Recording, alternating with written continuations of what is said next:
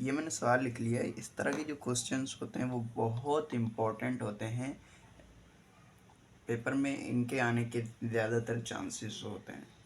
सवाल क्या लिखा हुआ है? सवाल सिंपली हमारे पास लिखा हुआ है कि determine for what value of lambda and mu the following equations है।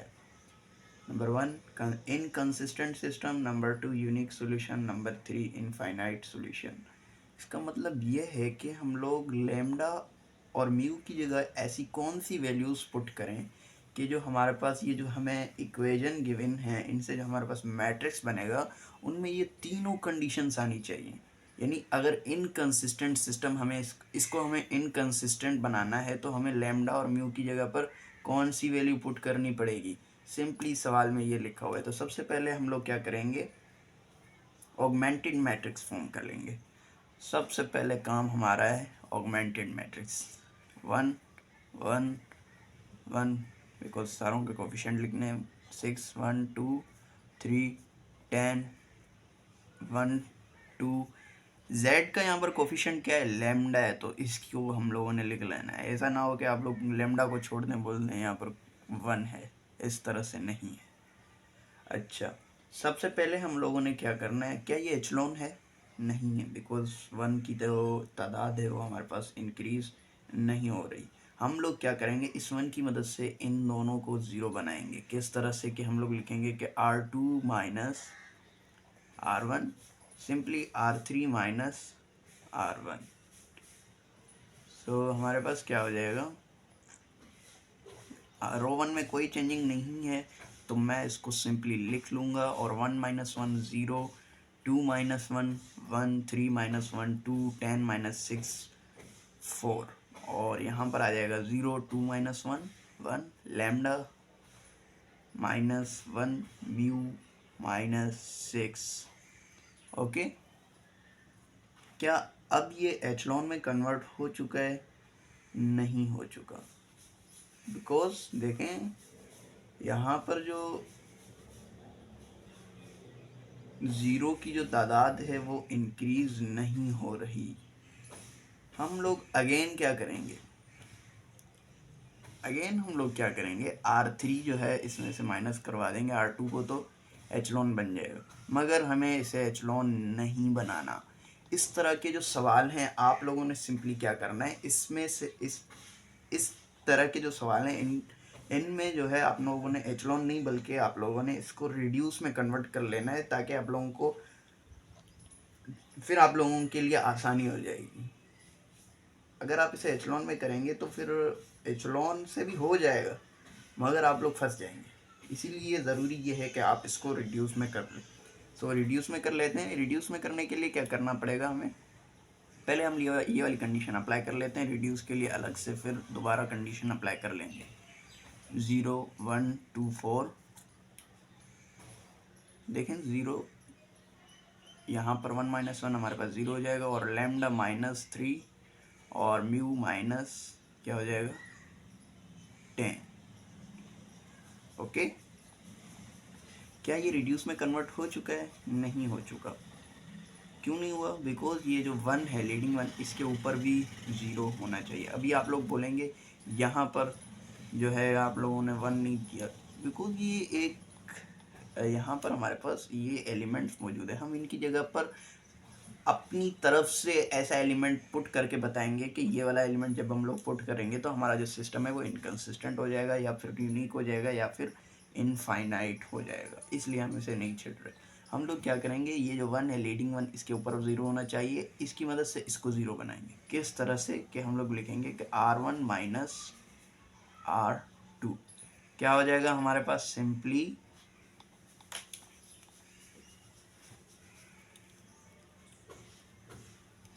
अच्छा R1 माइनस R2 हम लोगों ने, बिकॉज हमने इसे रिड्यूस एचलॉन में कन्वर्ट करना है, इसीलिए मैंने कंडीशन लिख ली है R1 माइनस R2, बिकॉज ये लीडिंग 1 के ऊपर भी 0 होना चाहिए। नीचे तो 0 है मगर ऊपर भी 0 होना चाहिए। हम लोगों ने ये कंडीशन लिख ली है। अब इसको अप्लाई करेंगे। किस तरह से देखें, सबसे पहले उन रोज़ को लिख लेना है जिसमें कोई चेंजिंग नहीं हो रही। यहाँ म्यू माइनस 10 है, यहाँ पर भी कोई चेंजिंग नहीं है। यहाँ पर लैम्डा माइनस 3 है, यहाँ पर 0, यहाँ पर 0। रो 1 में चेंजिंग होगी, सॉरी यहाँ पर 10 है, रो 1 में चेंजिंग होगी तो हम लोग इस तरह से लिख लेते हैं। सो 0 यहाँ पर 1 है और यहाँ पर 1 - 1 हमारे पास 0 हो जाएगा, और ये 1 - 2 -1 हो जाएगा, 6 - 4 2 आ जाएगा। ओके, सो ये वाला जो हमारा मैट्रिक्स है ये सिंपली रिड्यूस में कन्वर्ट हो चुका है। इसको मैं अलग पेज पे लिख लेता हूँ।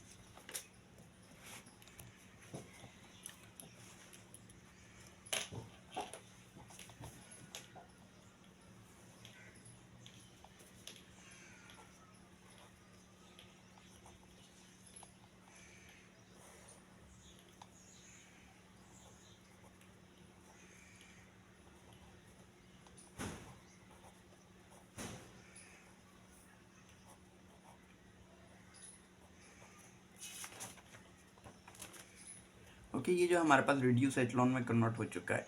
सो हमें 3 कंडीशंस चेक करनी है। नंबर 1 इनकंसिस्टेंट के लिए चेक करना है। सो इनकंसिस्टेंट के लिए हम लोग क्या चेक करेंगे, हम लोग सिंपली वाई और लेमडा और म्यू की ऐसी कौन सी वैल्यूज़ पुट करें तो हमारे पास ये जो हमारा मैट्रिक्स है वो कौन सा सॉल्यूशन इसमें हो जाए, इनकंसिस्टेंट हो जाए।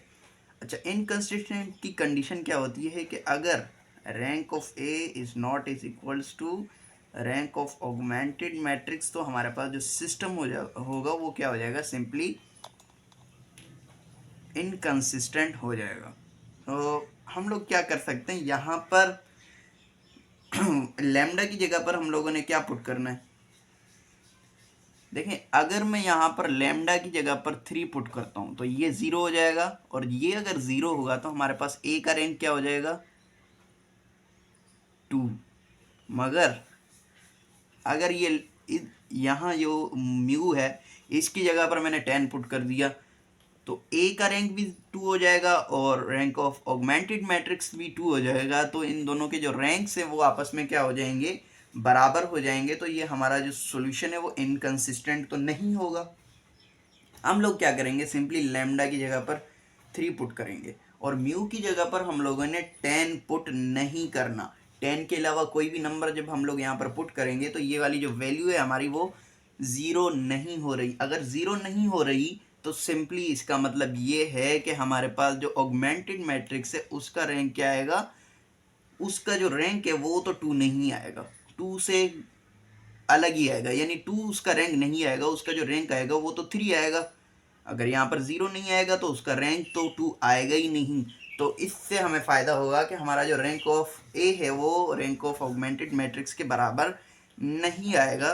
तो हम लोग सिंपली क्या लिखेंगे कि हम लोग लैम्डा की जगह पर 3 पुट करेंगे और जो म्यू है उसकी जगह पर हम लोग 10 पुट नहीं करेंगे, उसकी जगह पर कोई और नंबर पुट करेंगे, जिसकी वजह से हमारे पास जो सिस्टम होगा वो हमारे पास इनकंसिस्टेंट हो जाएगा। ठीक है, और जो दूसरी कंडीशन है वो हमारे पास क्या है कि यूनिक सॉल्यूशन होना चाहिए।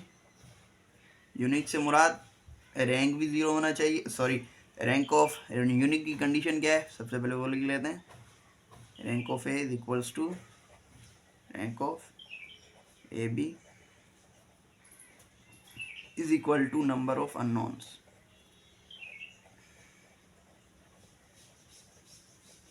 अच्छा, अगर मैं यहाँ पर लेमडा की जगह पर अब अगर मैं 3 पुट करूँगा तो हमारे पास ए का रैंक क्या आ जाएगा, 2। और म्यू की जगह पर भी मैंने 10 पुट नहीं किया, कोई और एलिमेंट मैंने पुट कर दिया। So rank of A comma B क्या आ जाएगा, वो भी हमारे पास क्या आ जाएगा, वो तो 3 आ जाएगा मगर ए का रैंक 2 आ जाएगा। तो इसका मतलब ये है कि जो हमारा सिस्टम है वो तो कंसिस्टेंट नहीं होगा। कंसिस्टेंट ही नहीं होगा तो यूनिक सॉल्यूशन कैसे देगा। तो हम लोग क्या करेंगे, हम लोग सिंपली यहाँ पर लैम्डा की जगह पर हम लोग 3 पुट नहीं करेंगे और कुछ भी पुट कर सकते हैं हम लोग। देखें अगर मैं लैम्डा की जगह पर 3 पुट नहीं करूँगा तो हमारे पास क्या 4 पुट करूँगा, 3 से छोटे नंबर पुट करूँगा या 3 से बड़े नंबर पुट करूँगा। अगर मैं 3 से बड़े या छोटे नंबर पुट करूँगा क्या यहाँ पर 0 हो जाएगा, 0 नहीं होगा। अगर यहाँ पर 0 ही नहीं होगा तो हमारे पास ए का जो रैंक है वो क्या होगा, 3 होगा, और हमारे पास नंबर ऑफ अननोन्स कितने हैं, वो 3 हैं। इसीलिए हमें इस मैट्रिक्स का जो रैंक है वो भी 3 रखना है। इसलिए हम लोग लैम्डा की जगह पर 3 पुट नहीं कर रहे, और म्यू की जगह पर हम लोग कोई भी एलिमेंट, कोई भी कांस्टेंट पुट कर सकते हैं। क्यों? बिकॉज अगर यहाँ पर 0 नहीं आ रहा तो ऑगमेंटेड मैट्रिक्स का जो रैंक है वो क्या आएगा, वो भी 3 आएगा। बिकॉज ऑगमेंट रैंक क्या होता है कि number of unknown rows in a matrix, number of, sorry, rank का मतलब ये होता है कि number of non zero rows in a matrix. So अगर यहाँ पर 0 नहीं आएगा तो ए का भी रैंक 3 होगा, और जो हमारे पास ऑगमेंटेड मैट्रिक्स है उसका रैंक भी 3 रहेगा, और उसके बाद हमारे पास नंबर ऑफ अननोन्स है वो भी 3 होंगे। तो इस तरह से जो हमारे पास सोल्यूशन आएगा वो कौन सा आएगा, यूनिक सोल्यूशन आएगा। नंबर 3 कंडीशन है वो हमारे पास कौन सी है, इनफाइनाइट की है, इनफाइनाइट सॉल्यूशन। ये भी कंसिस्टेंट की टाइप है, इनफाइनाइट सॉल्यूशन। अच्छा, इनफाइनाइट में हमें कौन सी कंडीशन फुलफिल करनी है, हमें रैंक ऑफ ए बराबर लाना है रैंक ऑफ ए बी के, तभी तो ये कंसिस्टेंट होगा। एक और कंडीशन चेंज कर लेंगे, मगर वो दोनों जो हैं वो नंबर ऑफ अननोन्स के बराबर नहीं होंगे। तो हमारे पास जो कंडीशन होगी वो क्या हो जाएगी, इनफाइनाइट सॉल्यूशन हमारे पास पॉसिबल होंगे। हम लोग क्या करेंगे, सिंपली इस लेमडा की जगह पर 3 पुट कर देंगे, और इस म्यू की जगह पर भी 10 पुट कर देंगे। अगर लेमडा की जगह पर मैंने 3 पुट किया तो हमारे पास जो ए का रैंक है वो क्या हो जाएगा, 2 हो जाएगा। और लेमडा म्यू की जगह पर भी मैंने 10 पुट किया तो मेरे पास रैंक ऑफ ऑगमेंटेड मैट्रिक्स भी क्या हो जाएगा, 2 हो जाएगा। यानी रैंक ऑफ ए और रैंक ऑफ ऑगमेंटेड मैट्रिक्स आपस में क्या हो जाएंगे, इक्वल, मगर दोनों बराबर नहीं होंगे नंबर ऑफ अननोन्स के, बिकॉज हमारे पास जो नंबर ऑफ अननोन्स वो कितने हैं, वो 3 हैं। तो इस तरह से हमारे पास जो सॉल्यूशन होगा वो कौन सा होगा, इनफाइनाइट सॉल्यूशन होगा। हम लोग सिंपली लिख लेंगे कि अगर हमने लैम्डा की वैल्यू 3 पुट की और म्यू की वैल्यू 10 पुट की तो हमारा जो सिस्टम है वो इनफाइनाइट सॉल्यूशन देगा। तो ये इस तरह के जो सवाल हैं वो बहुत इम्पोर्टेंट है। आप लोग बुक्स से इस तरह के सवालात की प्रैक्टिस कर लीजिएगा। मिलते हैं नेक्स्ट वीडियो में किसी नए टॉपिक के साथ। तब तक के लिए अल्लाह हाफिज़।